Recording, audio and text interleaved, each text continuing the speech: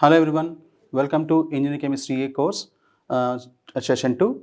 So in the session 1 we already started discussing about the chemical bonding and water technology, and in the session 2 I'm going to discuss about what is crystal field stabilization energy and high spin and low spin octahedral complex formation and splitting of d orbitals in the case of tetrahedral complexes and formation of tetrahedral complex by crystal field theory and crystal field stabilization energy of tetrahedral complexes, calculation of CFSE or tetrahedral metal complexes, and finally summary of the crystal field theory.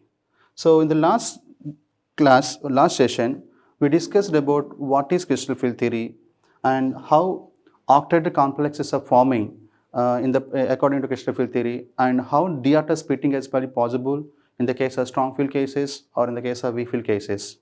So according to crystal field theory, what is the main assumption? The bond between the metal and ligand is treated as purely ionic in nature, and metal atoms or ions are treated as point charges or positive charges, and ligands are considered as negatively charged species or negative dipoles depending on the nature of the ligand. And another thing, actually, during the metal complex formation, always there is a splitting of d orbitals depending on the how many ligands approaching toward the center metal atom. So in case of octahedral complexes, the splitting pattern, like there is a formation of lower energy T2G orbitals and higher energy EG orbitals. Now let us see how to calculate crystal field stabilization energy in octahedral complexes. Now our topic, actually, calculation of crystal field stabilization energy of octahedral complexes. What is CFSE? So CFSE means crystal field stabilization energy in the case of octahedral complex. So we know that in the case of octahedral complex, the center metal ion is surrounded by 6 number of ligands. Whenever these 6 ligands approaching toward the metal center in order to form metal ligand bond like this, then there is a splitting of d orbitals. So we know that in the case of octahedral complexes, this is a splitting pattern. Okay, so initially we have a degenerate d orbitals. Once metal ligand bond formation happens like this, there is a formation of two set of orbitals like this, T2G orbitals and EG orbitals. And T2G orbitals energy actually decreased when compared to the energy of the higher energy degenerate d orbitals, whereas EG orbitals energy increased comparison to the higher energy degenerate orbitals. So why this has happened? So T2G orbitals, that means dxy, dyz and dxz orbitals having less repulsions from the approaching ligands, and whereas EG orbitals dx square minus y square and dz square orbitals are having strong repulsions from the approaching ligand, and due to that repulsions between the ligand orbitals and metal d orbitals, we have a two set of orbitals like this, T2G orbitals and EG orbitals. So in this case, N1 representing how many electrons available in these T2G orbitals. So for example, in case of iron 3, D5 configuration, so in the case strong field we have a T2G 5 EG0 configuration. So these 5 actually the number of electrons available in T2G orbitals, and this 0 actually number of electrons available in EG orbitals. So in general, so N1 represents the number of electrons available in T2G orbitals, and this N2 represents the number of electrons available in EG orbitals. So in case of T2G orbitals, how many electrons are possible? Maximum number of electrons, how many possible? Since each orbital can accommodate with 2 electrons. So here we have a 3 different orbitals, that the maximum capacity actually 6 only. That means N varies from 1 to 6 only. Here N1 value varies from 1 to 6. Whereas we have 2 EG orbitals. So the maximum capacity actually only 4 electrons. That means N2 value varies from 1 to 4 in this manner. So in this splitting process, so the energy of the T2G orbitals decreases this much. So how much energy decrease? Minus 2 by 5. Total we have 5 degenerate orbitals, and this decrease, since 3 d orbitals energy decrease, that contribution actually minus 2 by 5 delta net value for the each electron. So So minus 0.4 delta naught value for each electron actually decreased, and whereas 3 by 5, that means zero point 0.6 delta naught value actually increased for each electron. So what is the negative sign indicating here? So this is the energy of the in each all 5 d orbitals. But when compared to this energy, these three dr plus further stabilized because the energy further decreased. So energy decreases, stability increases. That means if any electron enters into the T2G level, that is actually more stabilized electron. Whereas easy R plus energy further increased. So energy increases, stability decreases. That means if any electron enters into the easy level, so those electrons are actually unstabilized electrons. So that is the reason generally these T2G orbitals are actually called stabilized orbitals. So stabilized orbitals, if electrons enters into stabilized orbitals, so that complex actually having more stability. If the electrons enters into the easy orbitals, because these are actually destabilized orbitals, because the energy of the easy orbitals actually very much high when compared to the T2G orbitals. So if any electron enters into the easy level, those are actually destabilized electrons, and the complex stability actually decreases. So like this, in the case of metal complex, we have a stabilized T2G orbitals and we have a destabilized easy orbitals. Now CFSE value actually gives the information about the what is the overall stability. So including T2G stability as well as easy destability. So what is the CFSE value means? Once splitting happen in this manner, in the case of octahedral complex, the electrons available in corresponding metal cation Mn plus, let us say, so D, this metal atom contains Dn number of electrons, and value varies from 1 to maximum 10 only. So depending upon the number of electrons available, some electrons actually goes to the T2G orbitals and the remaining electron goes to the easy orbitals. So like this, so after splitting pattern, what is the overall stability? So that is actually decided by crystal field stabilization energy value. Then how to calculate this crystal field stabilization energy value? So how to calculate this crystal field stabilization energy, particularly in the case of octahedral complexes? So we can calculate key CFSE value by using this formula. So N1 into, what is N1? The number of electrons available in T2G orbitals, and how much amount of energy decrease for each electron in this case, because T2G orbitals stabilized by decreasing by amount of minus 0.1 delta naught value. So that means for each electron this is the stabilization energy. So the N1 into minus 0.4 delta naught plus how much amount of energy is increasing? Plus 0.6. 0.6 N2 into N2 means this one. N2 into 0.6 delta net value. So if we calculate this overall value, so if it is more negative value, the entire complex said to be more stabilized. If this value is 0 or less than, more positive value, then complex said to be the unstable complex.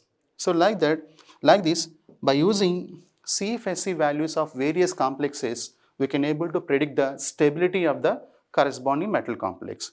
At the same time, we can also distinguish between the high spin complexes and low spin complexes. So let us see the calculation of CFSE value in some of the examples. So this is the formula for the CFSE value calculation for the particularly octahedral complexes. N1 into minus 0. Delta naught and N2 into 0.6 delta naught. So N1 actually the number of electrons available in T2G orbitals, and N2 actually the number of electrons available in easy orbitals. Let us see one example. So this is our first example, hexa aqua chromium 2 complex. So in this case, water molecule, one of the weak field ligand, and that is a neutral ligand. So therefore, cobalt chromium actually available in 2 plus state. So it is actually, if you see the electronic configuration, this is actually D4 configuration. So what is the meaning of D4 configuration? Chromium 2 plus cation having 4 d electrons only. Okay. So now this is a possible splitting pattern. We have a T2G orbitals and easy orbitals. So since water molecule is a weak field ligand, So we have to arrange electrons in this manner because we have a delta naught value less than pairing energy. We already discussed in the previous session. So in case of weak field ligands, delta naught value less than pairing energy. First we have to fill the electrons one by one. First electron, second electron, third electron, and fourth electron goes to the easy orbitals. Now see what is the electronic conflict in this case? This is T2Z3 and EZ1. T2Z3 and EZ1. Yes or not? So that means how many electrons are available in T2Z orbitals? 3 electrons are available. How many electrons are available in EZ orbitals? 1 electron available. Now what is the formula of CFSE calculation? N1 into minus 0.4 delta naught plus N2 into 0.6 delta naught. So let us calculate the CFS value in this case. First N1 value, that means 3. So let us say 3 into minus 0.4 delta naught plus electrons in N2 value, and N2 value here 1 into 0.6 delta naught. Yes or not? So electrons in T2 orbitals 3 into minus 0.4 and 1 into 0.6. So what is this value? Minus 1.2 delta naught plus 0.6 delta naught. Minus 1.2 delta naught plus 0.61. What is the overall value? Minus 0.6 delta naught. So this is the CFSE value for this particular complex. So since still this value actually negative in nature, that means this complex is little bit stable in nature. Okay. So this amount decides whether that is a highly stable complex or less stable complex. Okay, like this. So this is one of the example. Let us see one more example. So in this case, you can see there is no pairing process. We have a maximum number of unpaired electrons, 1, 2, 3 and 4. So that means this is one of the high spin complex. Weak field ligands, most of the cases can form high spin complexes only. And whereas we will see another example from the same chromium metal center only. This is actually hexacyanochromium 2 complex. Okay. So in this case also chromium, because this is a Cn minus ligand. Cn minus ligand, total how many ligands are available? 6. That means we have a minus 6 negative charge. And what is the overall charge of the complex? Minus 4. Then what is the charge of the cation? That is actually plus 2. So chromium available in plus 2 state only. In both the cases, chromium available in plus 2 state only. That means again chromium actually D4 configuration and Cn minus acting as a strong field ligand in this case. So in the case of strong field case, we have there is a huge energy gap between the T2G orbitals and EZ orbitals, because in this case delta naught value is greater than the pairing energy. So therefore in this case what will happen? All these 4 electrons first enters into the T2G level only. So in the previous case 3 electrons enters into the T2G level, the next electron enters into the EZ level, because this is a weak field case and delta naught value less than pairing energy. But in this case, since it is a strong field ligand, so we have a huge energy gap between the T2G level and EZ level. All these 4 electrons are enters into the T2G orbitals only. So in this case, this is the energy calculation, electron filling like this. 1, 2, 3 and 4th electron also enters into the same level. Okay. So that means what is the electron configuration? T2G4 and EZ0. In the case of hexacyanochromium 2 complex, the splitting configuration actually T2G4 and EZ0. Now, so let us calculate CFSE value in the case of strong field cases. So what is the configuration? T2G4 and EZ0. So according to formula, what is N1 value? 4. 4 into what? Minus 0.4 delta naught plus what is N2 value? So that is actually 0. So that means 0 into 0.6 delta naught. if we calculate this overall value, so this value actually is 0 and the remaining value actually minus 1.6 delta naught. So in this case, this value actually 1.6. But in the case of previous case, what is the value? This value actually is 0.6. Both are actually having negative sign only. That means both are actually stable complexes. But when we compare the stability of the hexa-aqua-chromium complex with the hexa-cyanochromium complex, this is more stable complex because we got actually 1.4 delta naught, 1.6 delta naught value. Here we got only 0.6 delta naught value only. So in this case, we can see we have only one unpaired electron. That means this is, two unpaired electrons like this. That means in this case, we have a 4 unpaired electrons like this. In this case, we have 4 unpaired electrons, but here we have only 2 unpaired electrons. So this is one of the low spin complex. So like this, always strong field ligands forms low spin complexes, whereas weak field ligands forms actually high spin complexes. Okay. So like this, we can able to calculate CFSE values for the strong field complexes or weak field complexes. So always strong field complexes can actually forming low spin complexes, and weak field ligands always forms high spin complexes in this manner. So this is actually another example. This is hexo-aqua iron 3 complex. So in this case, iron 3 available in +3 state because water molecule is one of the neutral molecule, and this is actually D5 configuration, and water molecule is one of the neutral weak field ligand. So in this case, delta naught value less than pairing energy, therefore always we have a configuration like this. So 5 d orbitals actually enters, 3 d orbitals enters in this manner, the remaining 2 electrons enters into the EZ orbitals like this. So T2G3 and EZ2.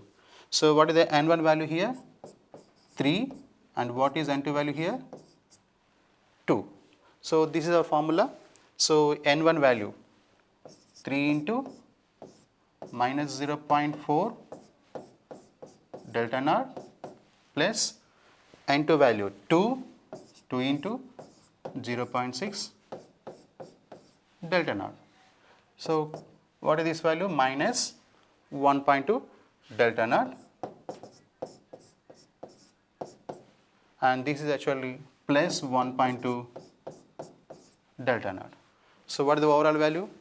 Overall value actually 0.0 or 0 delta naught.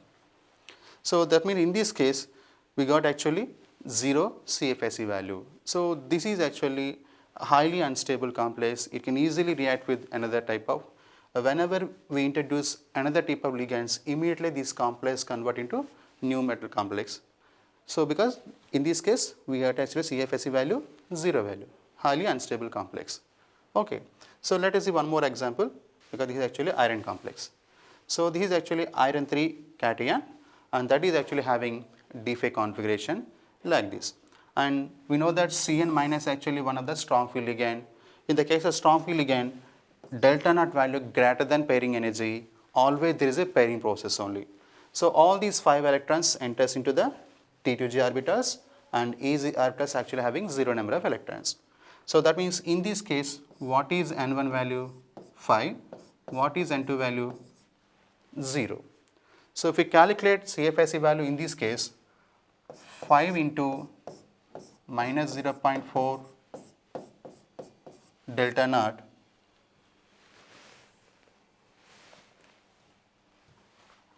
plus 0 into 0.6 delta naught. 5 into minus 0.4 delta naught plus 0 into 0.6 delta naught. So that means this value actually is 0, and we have minus 2.0 delta naught value. So this is the CFSE value, and this negative sign indicates that is the stable complex. So like this, hexa-cyano iron 3 complex actually one of the stable complex, and this is also one of the low spin complex. You can see here we have only one unpaired electron. But in the case of hexa-aqua iron 3 complex, we have how many unpaired electrons? Total we have 5 unpaired electrons. So like this, we can able to explain the formation of high spin complexes and low spin complexes. So this table contains CFSE values of all types of D configurations. Let us say first D1 configuration. So in case of D1 configuration, how many electrons are available? only one electron available, that electron enters into the T2G level, because we know that these are the T2G and these are the EZ. So in case of D1 configuration, we have only one electron. That one electron goes to the T2G level only. So T2G level, if we calculate CFSE value, that is actually minus 0.4 delta N. Similarly, D2 configuration. The next electron also enters into the T2G level only. 1 to 2 electrons are available. In case of EZ, 0 electrons. This is the stabilization energy, minus 0.8 delta N. In case of D3, 1, 2, 3. So 3 electrons occupy the T2G orbitals, and we have 0 EZ electrons and minus 1 per delta N. And here we are actually calculating CFSE value for the high spin complexes. High spin complexes case, first there is no pairing process. First electrons enters into all the T2G and EZ orbitals, then only there is a pairing process. So if you see in the case of D4 configuration, 1, 2, 3, the next electron enters into the EZ orbitals only. It is not pairing up with T2G another electron. So the next electron actually enters into the EZ orbital, because this is a high spin complex. A high spin complex actually possible in the case of weak field ligands only. So EZ1, that means here the configuration actually T2G, 3 and EZ1 in case of D4 configuration. So if we calculate CFSE value, we will get minus 0.6 delta N value, because 3 T2G electrons, 1 EZ electron like this. Okay. Similarly, in the case of D5, high spin cases. So 1, 2, 3, the next 2 electrons enters into the EZ orbitals. The next 2 electrons enters into the EZ orbitals, and the overall CFSE value actually is 0.0 delta N value. So in case of D6, so up to D5, each orbital contains 1 electron. Therefore, the next electron enters into the again T2G level, and we will get the corresponding CFSE value like minus 0.4 delta N. So in case of D7, 5 electrons, after that 6th one, 7th one. So in case of D8, again 5, 6, 7, 8 like this, and D9 and D10 case also we can calculate. Even again in the D10 case, you can see that overall CFSE value actually 0. So in case of D5, in case of D10, we have a 0 CFSE value like this. So in case of high spin complexes, the maximum CFSE value found in the case of D3, because minus 1.2. Again in the case of D8, we can see the maximum CFSE value up to 1.2 only. And in case of high spin complexes, D5 configuration actually having 0 CFSE value. Again D10 also having 0 CFSE value in this manner. So this is all about the CFSE values of the high spin complexes. Similarly, we can also calculate the CFSE value for low spin complexes also, and these are the CFSE values of the low spin metal complexes. These are the CFSE values of the low spin metal complexes. So in case of low spin means low spin complexes are possible in the case of strong field ligand cases only. So low spin complexes are possible in the presence of strong field ligands. So in the presence of strong field ligands, there is a huge energy gap between the T2G orbitals and EZ orbitals. Therefore, first all the electrons enters into the T2G level. Once T2G level is completely occupied, then the remaining electron enters into the EZ level. So D1, first electron enters into the T2G level. So this is the corresponding CFSE value. And D2 also, first electron, second electron enters into the T2G level only, and D3 case also, and now and D4. So in case of D4, you can see 1, 2, 3, and the next electron also enters into the T2G level only. So that is not entering into the EZ level. The reason actually, this is the low spin complex, and that is possible in the presence of strong field ligands. In the case of strong field ligands, always electrons enters into the T2G level first. Once all the T2G orbitals are completely occupied, the remaining electron enters into the EZ level. So therefore, so this is the D4 configuration. In this case, we have so this plus P indicates that one pairing actually happen in this case. So in this case we are also including the pairing energy also, because in this case we have a one pair, yes or not? So there is a pairing of one set of electrons. So that P actually indicates that pairing energy of the first pair of electrons. Similarly, in the case of D5, you can see here 1, 2, 3, 4, 5. So all 5 electrons enters into the T2G level and no electrons are available in the EZ level. So in this case, how many pairs are available? 2 electron pairs are available. So in this case, we have a CFSE value 2.0 delta naught plus 2p. So 2p indicates the 2 pair of electrons available in the case of D5 configuration. Similarly, so in the case of D6, so D6, all 6 electrons enters into the T2G level only. All the 6 electrons enters into T2G level and EZ level actually 0. So like this. So how many pairs are possible in this case? 3 pairs possible. So in this case, if we calculate CFSE value, that is 2.4, and we have a plus 3p also. 3p actually indicates that 3 pairs are available in this case. So like this, D7, D8, D9, D10 also we can calculate in this manner only. Okay. Okay. So this is all about the CFSE values of the low spin octahedral complexes.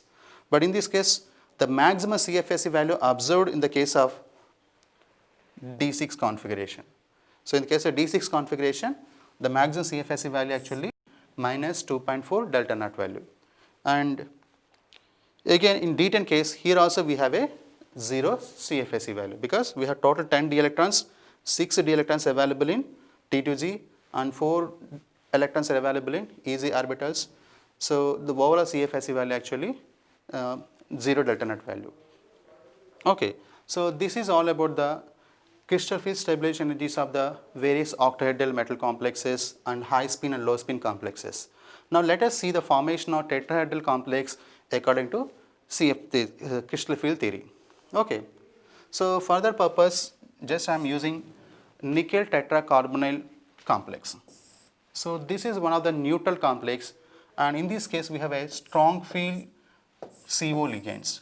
These are actually neutral ligands, and in this case nickel available in atomic state only. It is because the overall charge of the complex actually 0, and this is one of the tetrahedral complex. So let us the formation of this particular complex according to CFSE crystal field theory. But in this case also we have to understand how this tetrahedral geometry possible.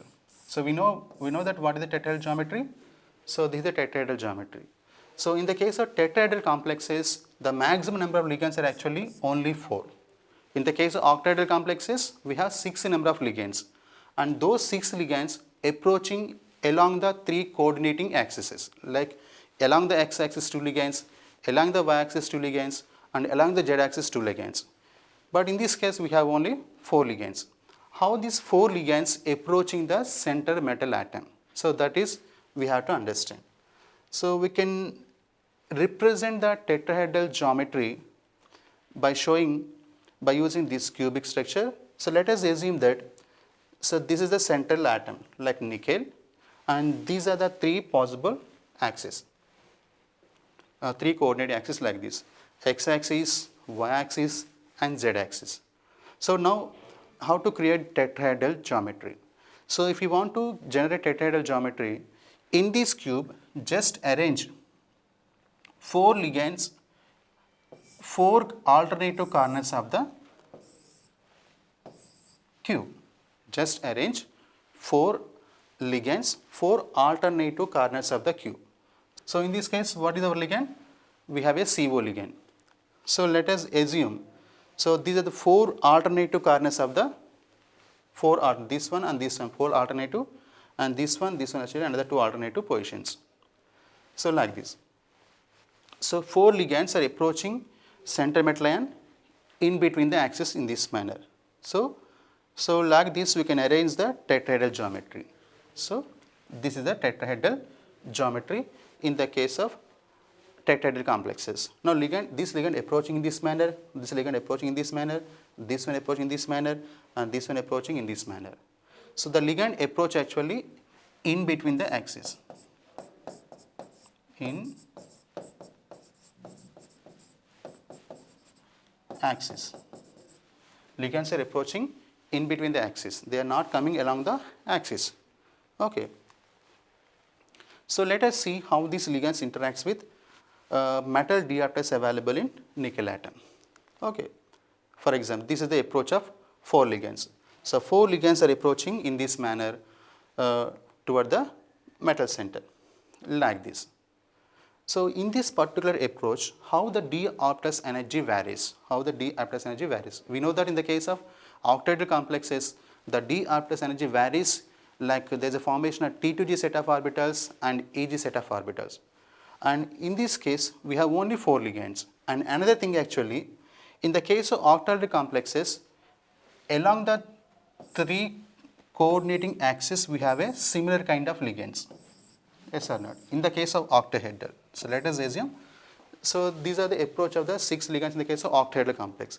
So along the y-axis we have 2 ligands, along the z-axis we have 2 ligands, and along the x-axis also we have 2 ligands. That means the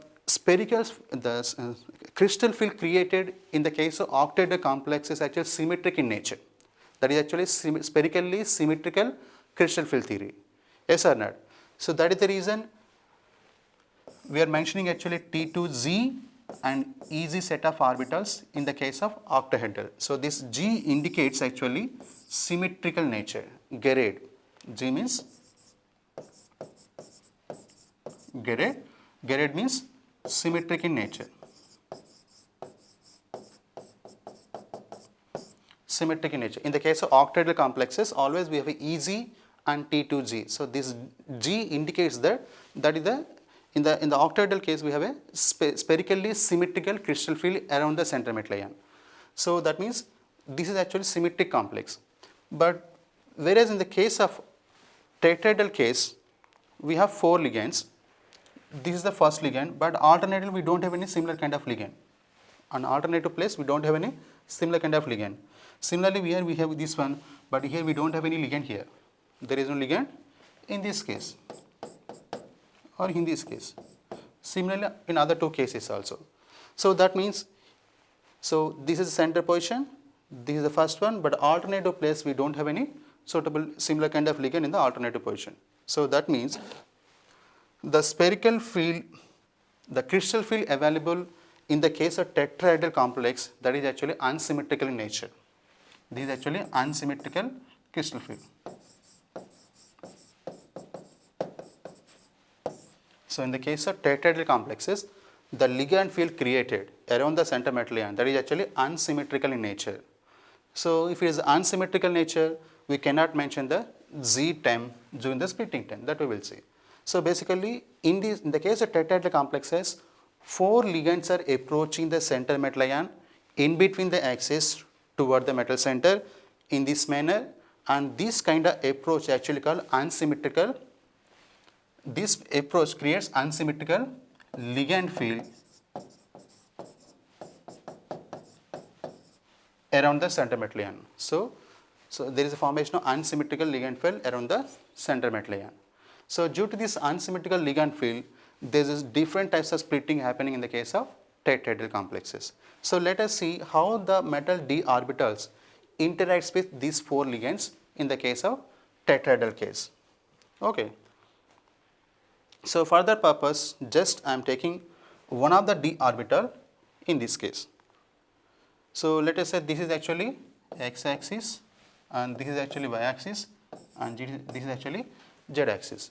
So now this is actually dx square minus square orbital. Yes or not? So because lobes are available along the axis, all the lobes are available along the axis. That means this is actually one of the dx square minus y square orbital. Okay. So this is one of the dx square minus y orbital available in nickel atom. And these 4 positions, along these 4 positions, 4 ligands are approaching in this manner. So these are the 4 ligands are approaching toward the metal center. So let us see how this interaction happening. So you can see here, whenever these 4 ligands are approaching, so there is no direct contact between the metal d orbital and ligand orbitals, because metal d orbital oriented along the axis and the ligand approaching in between the axis. There is no direct contact between them. So that means in this case dx square minus y square orbital experiencing less repulsions from the approaching ligand.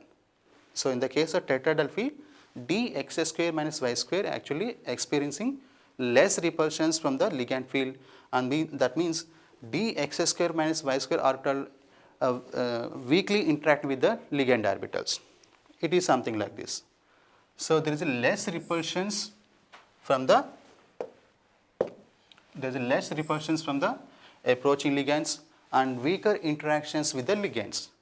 Dx square minus y square orbital having weaker interactions with the ligands. So similarly, in case of dz square also, we know that lobes are available along the z axis only. So in case of dz square orbitals also, the lobes are available along the z axis only. That means in these two cases, in the case of tetrahedral metal complex and tetrahedral environment, so dz square orbital and dx square minus y square orbital experiencing less repulsions and they have weaker interaction with the ligands. Okay, so what is this orbital? This is x axis, y axis and z axis. Here the lobes are available in between the x and y only. That means this is actually dxy orbital. This is actually dxy orbital of nickel atom, and these are the 4 ligands approaching in the tetrahedral manner in this like this. So now let us see how these ligands are interacting. So in this case, if ligands are approaching in this manner, there is a direct contact between the dx orbital and ligand orbitals. They are the same line. So d orbital lobe available like this and ligand also approach in the same direction. They can able to interact with the dxy orbital. Yes or no? Or even in this case also we can clearly understand. So dxy orbital directly interact with the approaching ligands in this case. The reason actually dxy orbital having lobes in between the axis, and in the case of tetrahedral environment even the 4 ligands also approaching in between the axis only. We can observe more repulsions and stronger interaction with the ligands in the case of dxy. In a similar fashion, dxz and dyz case also, the lobes are available in between the axis only. That means these 3 set of orbitals are having stronger interactions with the ligands. So whenever ligands are approaching, so these orbitals actually experiencing a lot of repulsion, maximum repulsions, and they are trying to minimize that energy, therefore they are actually going to the higher energy level. And other 2 d orbitals, dx square minus y square and dz square orbitals having less repulsions, and they are actually decreasing further energy in order to maintain the neutrality. So like this, in the case of tetrahedral cases, the 5 d orbitals interacting the 4 ligands in a different manner when compared to octahedral environment. So let us see the formation of octahedral metal complex according to CFT theory. So again, so just consider same example. So nickel, what is the nickel electronic configuration? Argon 3d8 4s2. So here we are talking about only d orbitals only. So nickel contains actually 8 electrons in the case of d orbitals. That means nickel actually d8 configuration. Nickel actually have a d8 configuration. Okay. So these are the 8 electrons available in the 5 d's and d orbitals. So these are the 5 d's and d orbitals having 8 electrons in this manner. So this is a free metal atom. This is actually free metal atom, but once 4 ligands approaching in this manner, tetrahedrally, then there is a formation of unsymmetrical ligand field around the metal atom. There is a formation of unsymmetrical ligand field around the metal atom. So in the presence of unsymmetrical ligand field, the energy of all these 5 d orbitals further increases in like this. The energy of all 5 d orbitals further increases in this manner. So these are actually said to be higher energy degenerated d orbitals available in the case of in the presence of unsymmetrical ligand field. Okay, but still these are actually degenerated orbitals. But if still these ligands trying to make bond with the central metal atom, then there is a splitting of d orbitals. Let us see how this is actually possible. Okay.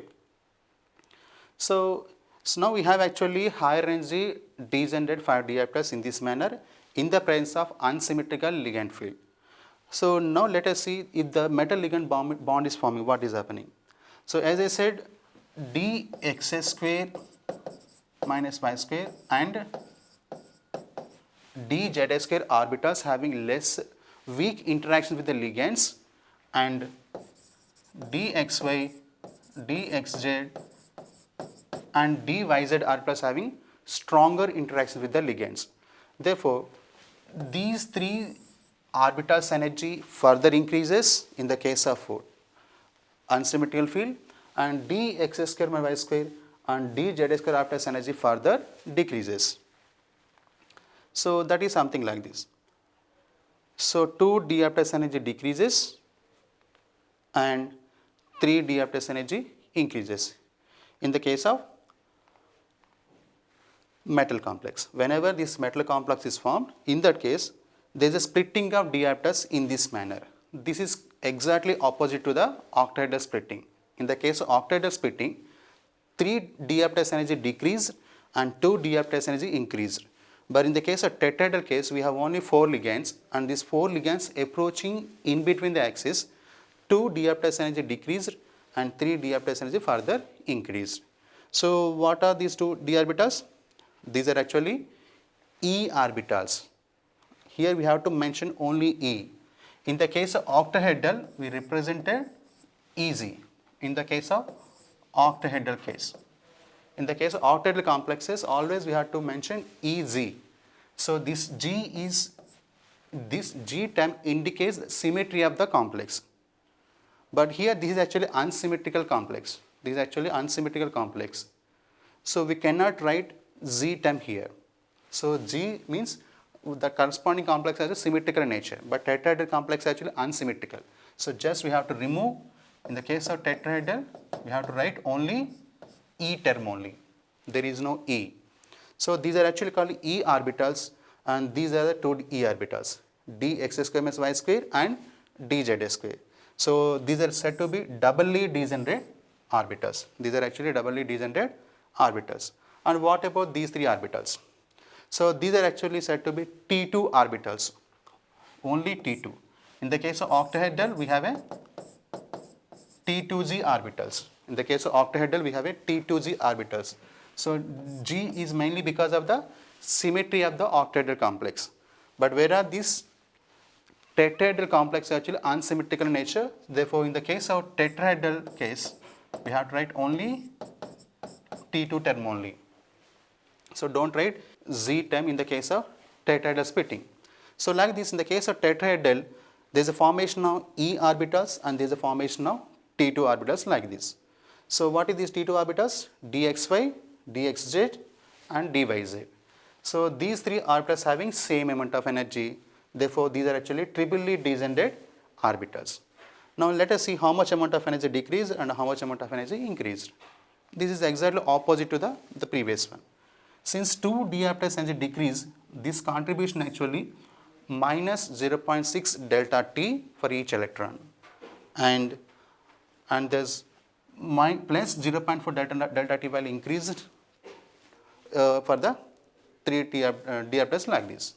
And the overall difference between the E orbitals and T2 orbital, the overall difference between the E orbitals and T orbitals actually called crystal field splitting, and that is denoted by delta T. So T stands for tetrahedral complex, and in the case of delta O means O indicates that is actually octahedral splitting. So in this case we have a delta T value, and that is actually crystal field splitting value. So now let us see how these electrons are occupying in this manner. So this is the, like these electrons are actually enters into the all the E and T2 orbitals like this. The 8 electrons occupied here as well as here in this manner. So and this delta T value actually called crystal field splitting energy value. So like this. Okay. So now how to calculate CFSE value in the case of tetrahedral complex? It is very much similar to the octahedral complexes only, but in the case of octahedral complexes, we have a T to Z orbitals and EZ orbitals, where in the case of tetrahedral, we have a E orbitals and T2 orbitals only. Okay. So let us see. So in the case of octahedral environment, the splitting pattern actually like this. We have a E orbitals and we have a T2 orbitals. So that means if any electron enters into the E orbitals, that is actually more stabilized electron. If any electron enters into the T orbitals, that is actually less stabilized or destabilized electrons. So like this, so minus 0.6 delta T value decreased for these two d orbitals and plus 0.4 delta T value increased with respect to the degenerated orbitals here. Okay. So therefore, these E orbitals are said to be stabilized d orbitals and T2 orbitals said to be destabilized d orbitals. Okay. So in this case, what is the CFSE value? How to calculate CFSE value? CFSE is equal to the number of electrons in E orbitals. The number of electrons in E orbitals, that is actually N1 into minus 0.6 delta T plus the number of electrons in T2 orbitals. The number of electrons in T2 orbitals, that is N2 into the amount of energy increased 0.4 delta T value. So by using this formula, we can able to calculate CFSE values for the tetrahedral complexes. But in the case of octahedral complexes, we have two types of complexes. There is a formation of high spin complexes or low spin complexes, because there are two possibilities in that case. But since in the case of tetrahedral complexes, only 4 ligands are approaching, where in the case of octahedral cases, only maximum 6 ligands are approaching. That means if we see this difference value, the splitting energy value with respect to octahedral complexes, so this splitting value always less than the splitting available in the case of octahedral complexes. So therefore, in this case, there is no quotient of low spin complexes. Always we have a high spin complexes only. So if we compare the quantitative relation between the octahedral and tetrahedral splitting like this, just I am trying to compare the octahedral splitting as well as tetrahedral splitting. In this case, OH representing octahedral complex and TD representing tetrahedral complex. In the case of octahedral complex, how many ligands we have? Totally 6 ligands are available. In the case of tetrahedral, how many ligands are available? Only 4. So that means if you see the splitting energy in both the cases, in the case of octahedral cases, we have a maximum splitting. So therefore, here there is a, depending upon the nature of the ligand, we have two possibilities: high spin complex formation or low spin complex formation. Both high spin and low spin complexes are possible in the case of octahedral, and these are actually EZ and T to Z. But in the case of tetrahedral, we have only 4 ligands only. So only 4 ligands, they cannot produce the same amount of Kirchhoff splitting energy in this manner. And this is the quantitative relation between the delta T value and delta naught value. So delta T is equal to 4 by 9 delta O value, like this. So delta T by value always less than the delta naught value. Delta T always less than delta naught value. So in this case, since we have a less energy gap between them, there is only one chance. So tetrahedral complex always favors high spin complexes only. There is no possibility of low spin complexes in the case of tetrahedral complexes. So what is the meaning of high spin complex? First electron enters into this one like this, second electron enters like this, and third electron has need to go T2 orbitals like this only. So it cannot pair up with the E orbitals in the first itself. So like this, always tetrahedral complexes having less splitting pattern when compared to octahedral complexes. And this is the relation between the delta T and delta naught values. Okay, let us see how to calculate CFSE value for tetrahedral complexes by using two examples. So here I am taking one of the example like this. Manganese tetrachloride complex like this. So in this case, what is the metal atom we have? Manganese, and that is actually available in +2 state. If you see the manganese +2 electronic configuration, So that is actually D5 configuration. So manganese means actually argon 3d5 4s2. This is the manganese electronic configuration. But in this case manganese is available in +2 state. That means we have to remove these two electrons. If we remove these two electrons, we have a D5 configuration like this. So that is D5 configuration. And here Cl minus actually one of the weak field ligand, but whether there is a weak field ligand or strong field ligand, there is no matter in the case of tetrahedral complexes. So delta T less than pairing energy always, and always there is a formation of high spin complex like this only. How many electrons are available? 5 electrons. First, second, third, fourth, and fifth electron. So like this, there is a occupancy of the E orbitals and T2 orbitals in the case of tetrahedral. Now calculate CFSE value in this case. What is the formula? CFS is equal to the number of electrons in E orbitals. The number of electrons in E orbitals 2. In the case tetrahedral splitting, so this energy decrease actually minus 0.6 and this energy is actually plus 0.4 like this. So minus 0.6 delta T and the number of electrons in T2 orbitals. The number of electrons in T2 orbitals. In this example, we have a 3 electrons and 0.4 amount of energy increased. So therefore, in this case, this is actually minus 1.2 plus and this is actually plus 1.2. Therefore, the overall value is 0.0. So the overall value actually 0.0 delta T like this, but we can convert delta T value into corresponding delta naught value also. What is the relation between them? Delta T is equal to 4 by 9 into delta naught. So now instead of delta T, just write this one. Instead of delta T, just I am representing this one. So delta T is equal to 4 by 9 delta naught. So therefore, we can able to convert delta T value into delta naught value even in the case of tetrahedral cases also. But in these particular cases, either delta T value or delta naught value both are actually 0, particularly this particular complex. So let us see another example. So this is actually cobalt tetracarbonyl. It is also one of the neutral complex.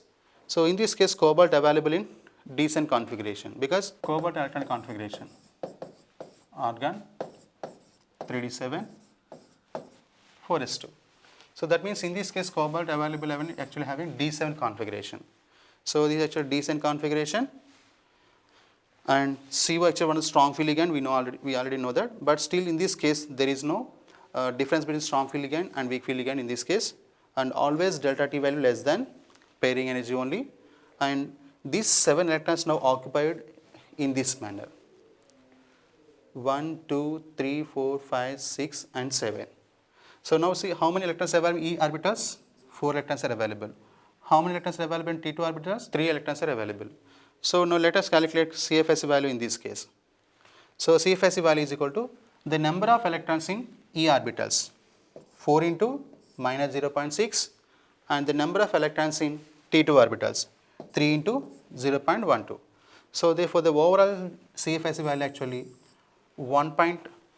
minus 1.2 delta T value. If we convert that 1.2 delta T value in terms of delta naught value, that is equal to minus 1.2 into 4 by 9 delta naught, because we know that delta T is equal to 4 by 9 delta naught. Okay. So if you do this calculation, you will get minus 0.53 delta naught value like this. So like this, always we have to express CFSE value of tetrahedral complex also in terms of delta naught value only. Even though we are getting in delta T value, that delta T value we need to convert into delta naught value like this.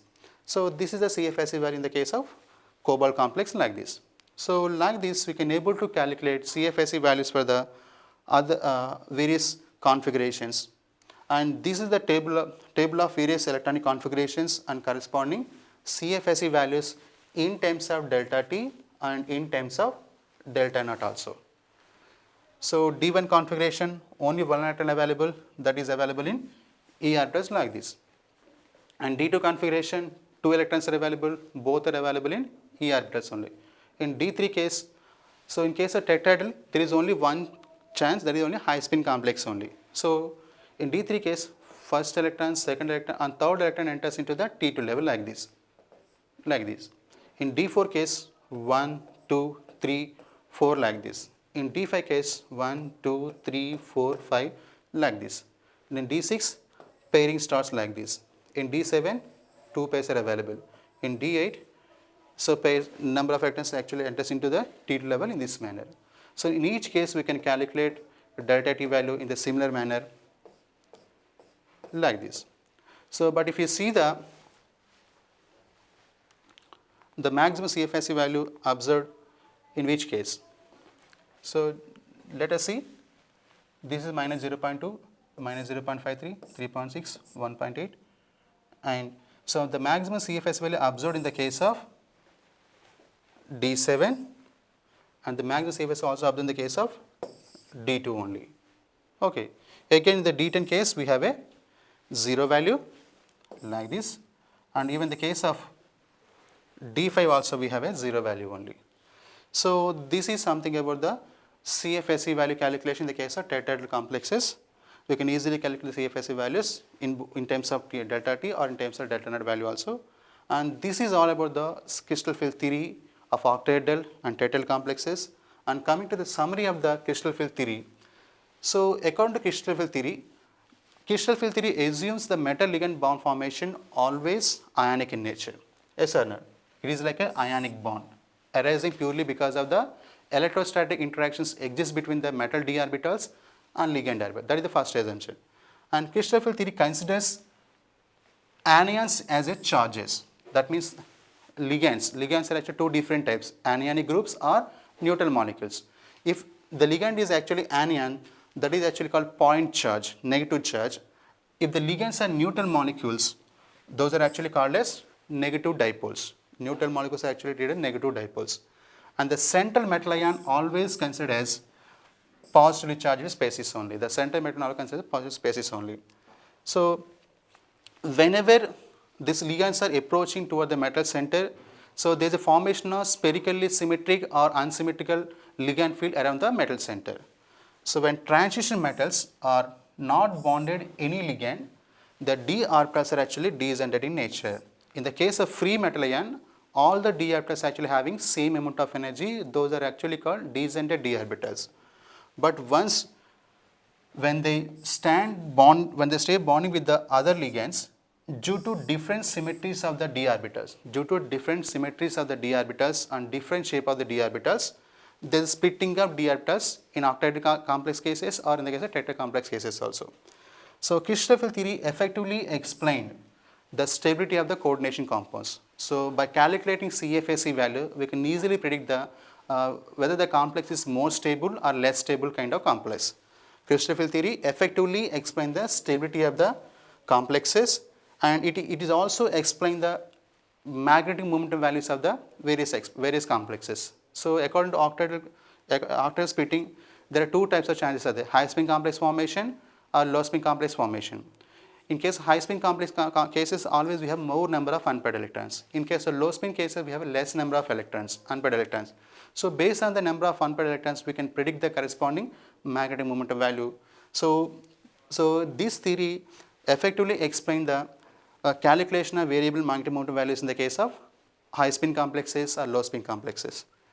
At the same time, this theory also useful to understand why different metal complexes are having different colors and different optical properties for the various metal complexes.